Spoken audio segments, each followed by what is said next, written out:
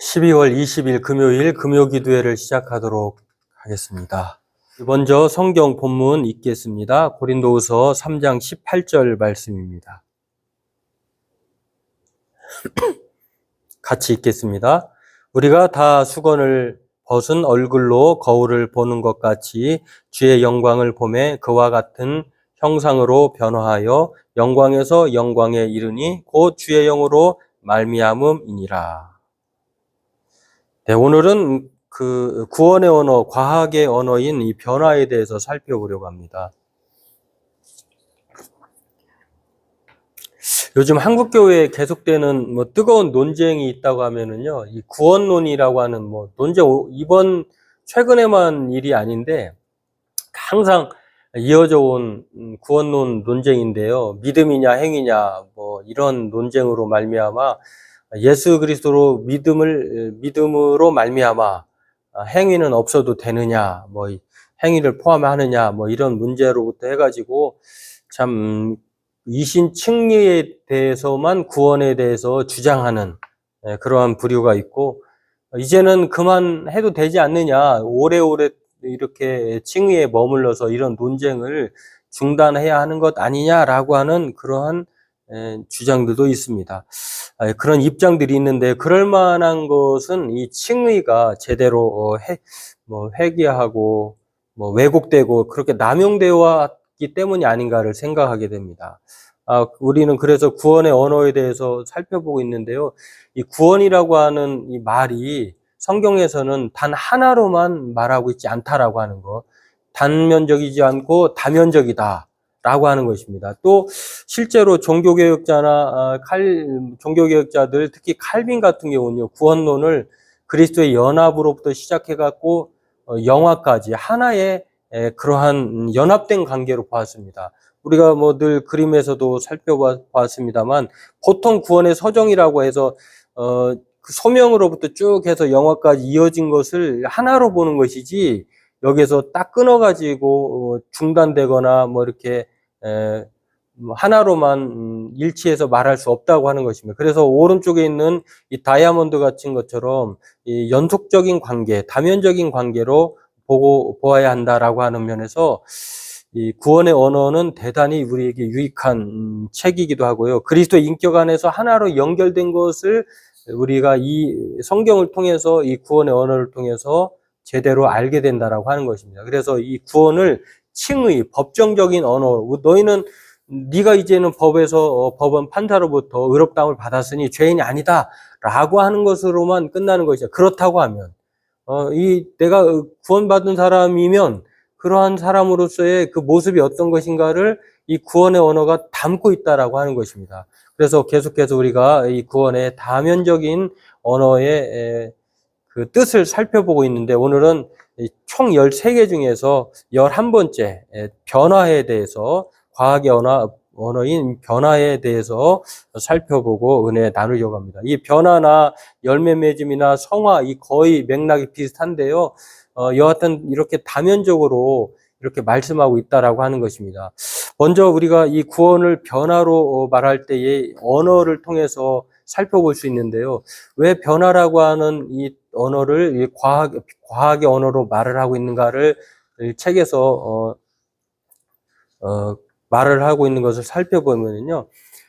헬라어로 보면은 메타몰포라고 하는 단어가 오늘 본문 우리가 읽은 영광에서 영광이 이르니 곧 주의 영으로 말미암음이라라고 하는 그 앞에 같은 형상으로, 그와 같은 형상으로 변화하여라고 하는 이 변화에 사용된 단어가 메타몰포입니다. 이 메타몰포라고 하는 뜻을 보면 변화하다, 바꾸다, 다른 형태로 바꾸다, 우리가 말하고 있는 좀 어떻게 보면은 사람을 좀 좋게 보지 않게 말할 때 저 사람 변태하냐 이렇게 말할 때인데, 사실 이 변태 그 자체는 아주 순수하고 또 포괄적인 거예요. 아주 우리가 사용하기에 이 변화보다도 변태라고 하는 말이 더 어떻게 보면 적합할 수도 있는데, 그 뜻을 보면은요, 이런 뜻을 갖고 있다라고 하는 것입니다. 그런데 이 변화라고 하는 이 뜻은, 메타몰포라고 하는 뜻은요, 식물학에서 다양한 유형의 식물들을 말할 때 사용되는 단어라고 합니다. 그래서 이 과학의 언어로 말씀하고 있는 것인데요. 이 과학의 언어의 뜻을 더욱더 확실하게 알 수 있는 것은 마치 애벌레가 나비로 변하는 것, 메타몰포. 올챙이가 개구리로 변하는 것, 메타몰포. 이게 전혀 애벌레가 나비로 되리라고 하는 누구도 상상 못 하잖아요. 완전한 변태죠. 원래의 모습을 완전히 허물을 벗고 기상천외한 상상할 수 없는 존재로 바뀌어버리는 것. 그런 면에서 올챙이가 개구리로 변하는 것도 마찬가지라고 하는 것처럼 우리 이 죄인이, 저와 여러분들이 죄인이잖아요. 죄인이었는데 그 죄인이었던 사람들이 영광스러운 하나님의 자녀로 변화하는 것을 메타몰포로 말을 하면서, 그래서 이 구원의 언어가 변화로 과학의 언어인 것을 말씀하고 있는 것입니다. 심지어는요, 에베소 2장 10절 같은 경우는 저와 여러분들을 이 세상 단 하나밖에 없는 하나님의 걸작품이다, 예술작품이다, 이렇게 만드신 바, 포이에마라고 하는 헬라어 단어인데 예술품으로 말하고 있다는 것입니다. 한번 같이 읽어볼까요? 우리는 그가 만드신 바라, 그리스도 예수 안에서 선한 일을 위하여 지으심을 받은 자니 이 일은 하나님이 전에 예비하사 우리로 그 가운데서 행하려 하심이니라, 이렇게 말씀하고 있습니다. 그렇습니다. 우리 그리스도인들은요, 이렇게 구원받은 하나님의 자녀로서 누구라도, 모든 그리스도인은 변화에 참여하게 되어 있다라고 하는 것입니다. 이래 메타몰포, 하나님의 구원의 은혜를 입은 사람들은 마치 애벌레로 태어나서 그냥 과정 없이 끝나는 것이 아니라, 애벌레가 서서히 이 허물과 시간과 여러 가지 상황을 거쳐서 그 애벌레가 이제 나비가 되듯이, 올챙이가 개구리가 되듯이, 이렇게 이 죄인이 영광스러운 하나님의 몸에 참여하게 되는 변화의 과정을 겪는다라고 하는 것인데, 이거는 성경을 많이 읽고 또 성경과 관계된 직업을 가지거나 또 특히 전문인인 사람들에게만 부여되는 그런 변화의 특권이 아닙니다. 모든 그리스도인들은 하나님 안에서 차별이 없습니다. 그래서 이 변화의 과정을 누구라도 겪게 되는데, 참여하게 되는데, 물론 그 속도와 또한 과정은 차이가 있겠죠. 성경을 많이 알고 또 그에 따른 것을 통해서 은혜의 사모함을 많으면 많을수록 사람은 더 변화가 좀 더 성숙하게 변화될 것이고, 그렇지 않은 사람들은 더딘 변화를 가져오겠죠. 그런 차이가 있을 뿐이지만 변화에서 예외된 사람은 없다라고 하는 것. 그래서 성령을 통해 변화가 우리에게 임하는 것인데요, 옛사람에서 마치 새 사람이 되는 것인데, 이 말씀을 같이 한번 읽어보면 그렇습니다. 9절부터 읽어보면, 너희가 서로 거짓말하지 말라. 옛사람과 그 행위를 벗어버리고 새 사람을 입었으니 이는 자기를 창조하신 이의 형상을 따라 지식에까지 새롭게 하심을 입은 자니라. 옛사람이 새 사람 되는 것이죠.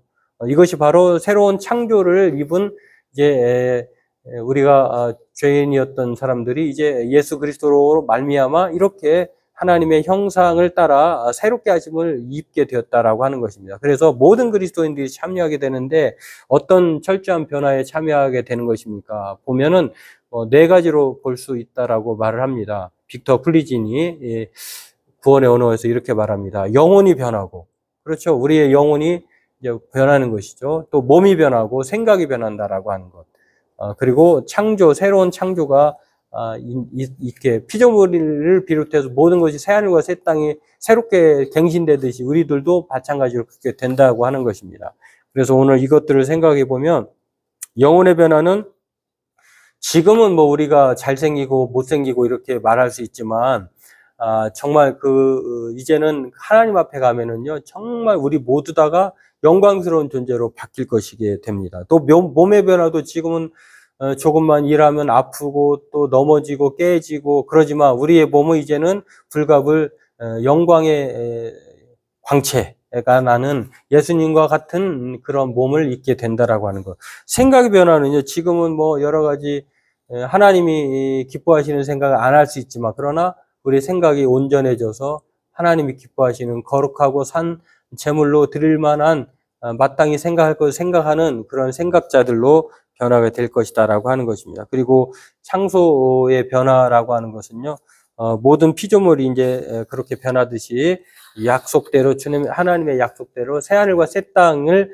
바라보는 것처럼 우리 또한 그렇게 변화에 참여하게 된다라고 전에는 이 세상이 전부인 것으로 살아갔다고 하면은요, 이제 구원의 은총을 입은 사람들은 이 땅이 전부가 아니라 본향이 하나님 나라이고 그 새하늘과 새 땅을 늘 바라보면서 소망하면서 살게 된다라고 하는 것입니다. 그런 면에서 우리 그리스도인들은요, 예수 믿기 전에, 구원받기 전과 후가 다른, 이전과 이후가 있는, 비포와 애프터가 확실한 그런 변화의 과정에 살아가게 된다라고 하는 것입니다. 오늘 저와 여러분들도 이것을 생각하면서요, 하나님은 또한 그렇게 우리를 변화시키기 위해서 이렇게 말씀하시죠. 하나님이 미리 아신 자들을 또한 그 아들의 형상을 본받게 하기 위하여 미리 정하셨으니, 우리가 본받고 변화되기에 대상자가 누구냐, 목적이 누구냐, 바로 예수님이다라고 하는 사실입니다. 저와 여러분들도 이것을 생각해 보면서 종합해 보면 그렇습니다. 구원받는다고 하는 것은요, 썩어짐과 부패에서 하나님께로 돌이키는 것이고요. 이게 변화라고 하는 것입니다. 또 아무 쓸모없던 사람이 하나님을 섬기고 영화롭게 할 줄 아는 사람으로 변화되는 것, 이것을 바로 변화라고, 메타몰포라고 이렇게 말할 수 있고요. 또 결함 있는 상태에서 영화로운 상태로 이동하는 것, 메타몰포, 이게 변화라고 하는 것입니다. 저와 여러분들도 이것을 기다리며 사는 사람들인 것을 늘 생각하면서, 영광의 몸으로 생각할 것을 늘 생각하면서, 오늘 말씀들을 생각하면서 이 구원받는다는 것이 바로 이러한 특징을 가지고 있다라고 하는 것, 그래서 우리는 이 변화의 사람이 될 수밖에 없다. 또 우리는 이 변화를 늘 추구하면서 살아야 한다라고 하는 것, 오늘 생각하면서 이 구원의 언어, 과학의 언어인 이 변화에 대해서, 메타몰포에 대해서 살펴봤는데, 이것을 기억하면서 날마다 하나님 앞에 변화되는 사람으로, 또 변화를 늘 기억하는 사람으로, 결함에서 영화로 변화된 것을 늘 감사하면서 또 변화의 사람으로 살길 힘쓰는 저와 여러분 되기를 바라겠습니다. 오늘 이것들을 생각하면서 우리 각자 이제 정말 얼마 남지 않은 2024년도를 보내면서 그야말로 엄청난 변화를 우리가 2024년도에도 했겠습니다만 2025년도에는 그렇게 정말 모든 사람들과 화목하고 또 하나님의 평화에 참여하는 구원받은 사람으로서의 그 변화를 늘 추구하는, 정말 누가 만나도 정말 당신은 많이 변했군요, 좋게 변했군요, 성숙되었군요, 이런 소리를 들을 만한 그런 변화의 과정에 참여하는 변화된 구원의 사람으로 살아가는 우리가 되길 바라겠습니다. 오늘 이것들을 생각하면서 우리 각자 기도하도록 하겠습니다.